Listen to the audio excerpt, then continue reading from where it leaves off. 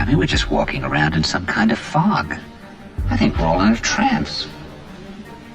We're walking around like zombies. I don't think we're even aware of ourselves or our own reaction to things. We're just going around all day like unconscious machines, and meanwhile there's all of this rage and worry and uneasiness just building up and building up inside us. That's right. It just builds up. And then it just leaps out inappropriately.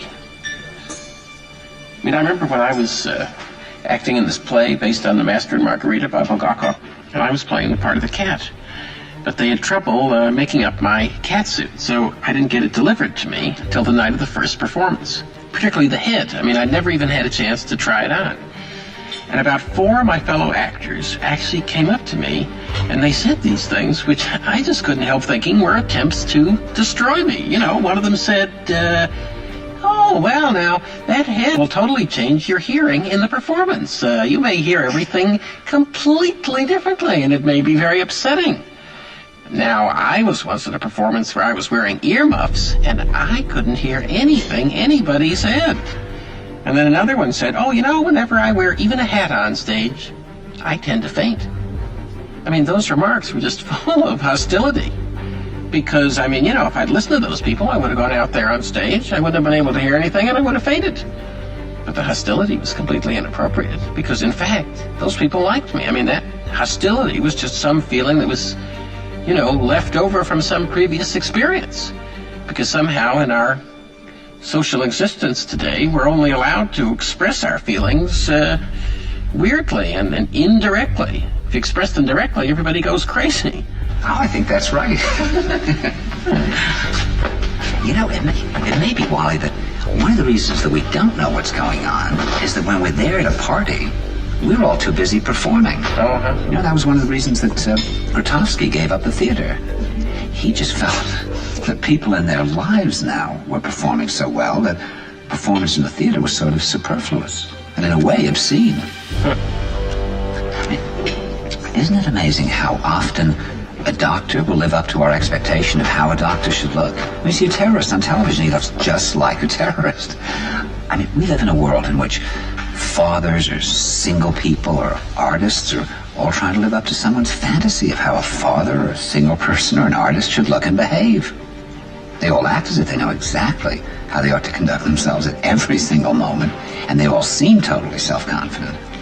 Of course, privately, people are very mixed up about themselves. They don't know what they should be doing with their lives.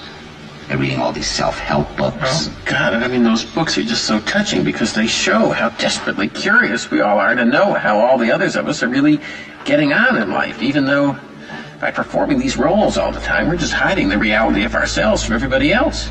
I mean, we live in such ludicrous ignorance of each other. I mean, we usually don't know the things we'd like to know, even about our supposedly closest friends. I mean, you know, suppose you're going through some kind of hell in your own life. Well, you would love to know if your friends have experienced similar things, but we just don't dare to ask each other. No, it'd be like asking your friend to drop his role. I mean, we just put no value at all on perceiving reality. I mean, on the contrary, this incredible emphasis that we all place now on our so-called careers automatically makes perceiving reality a very low priority. Because if your life is organized around trying to be successful in a career, well, it just doesn't matter what you perceive or what you experience. You can really sort of shut your mind off for years ahead in a way. You can sort of turn on the automatic pilot. You know, just the way your mother's doctor had on his automatic pilot when he went in and he looked at the arm and he totally failed to perceive anything else. So, right, our minds are just focused on these goals and plans, which in themselves are not reality. No. Goals and plans are not, I mean, they're fantasy. They're part of a dream life. I mean, it's a very frightening thing, Wally, to have to suddenly realize that, my God, I thought I was living my life, but in fact, I haven't been a human being. I've been a performer. I haven't been living, I've been acting. I've acted the role of the father. I've acted the role of the husband. I've acted the role of the friend. I've acted the role of the writer, director, what have you. I've lived in the same room with this person, but I haven't really seen them. I haven't really heard them. I haven't really been with them. Why do you think that is? I mean, why is that? I mean, is it just because people are lazy today or they're bored? I mean, are we just like bored, spoiled children who've just been lying in the bathtub all day, just playing with their plastic duck, and now they're just thinking, well, what can I do? Okay, yes. We're bored. We're all bored now. But has it ever occurred to you, Wally, that the process that creates this boredom that we see in the world now may very well be a self-perpetuating, unconscious form of brainwashing created by a world totalitarian government based on money, and that all of this is much more dangerous than one thinks, and it's not just a question of individual survival, Wally, but that somebody who's bored is asleep, and somebody who's asleep will not say no? See, I keep meeting these people. I mean, just a few days ago, I met this man whom I greatly admire. He's a Swedish physicist, Gustav Bjornstrand, and he told me that he no longer watches television, he doesn't read newspapers, and he doesn't read magazines. He's completely cut them out of his life because he really does feel that we're living in some kind of Orwellian nightmare now, and that everything that you hear now contributes to turning you into a robot. And when I was at Findhorn, I met this extraordinary English tree expert who had devoted his life to saving trees. He just got back from Washington, lobbying to save the redwoods. He's 84 years old. He always travels with a backpack because he never knows where he's going to be tomorrow.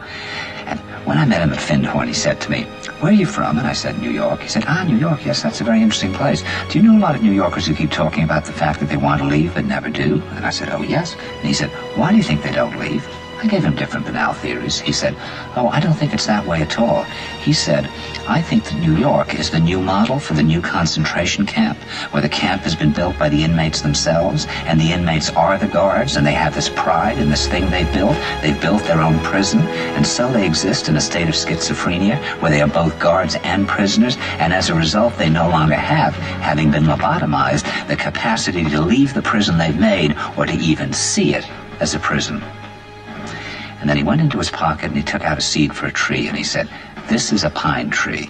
He put it in my hand and he said, "Escape before it's too late." See, actually for 2 or 3 years now, Chiquita and I have had this very unpleasant feeling that we really should get out. No, we really should feel like Jews in Germany in the late 30s. Get out of here.